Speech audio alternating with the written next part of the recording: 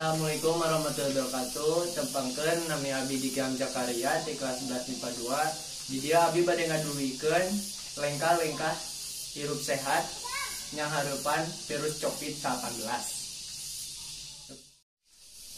Nu kahiji rajin berolahraga, kusabab rajin berolahraga bisa ningkatkeun daya tahan tubuh kangge nya hareupan COVID-19.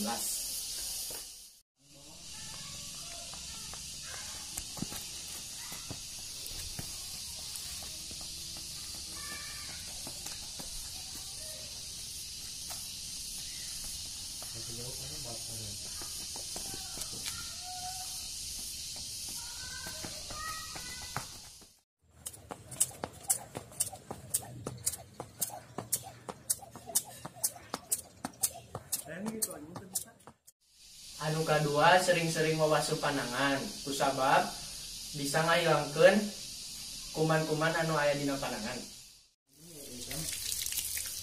Ini ngapa ada apa nih? Anhai kalau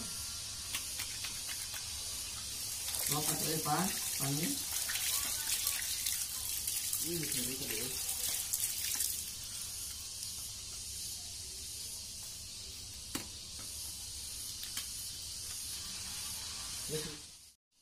Anu katilu tuangan anu sehat bersih sareng bergizi, kusabab lamun urang ngamam tuangan anu sehat bersih sareng bergizi urang pasti sehat.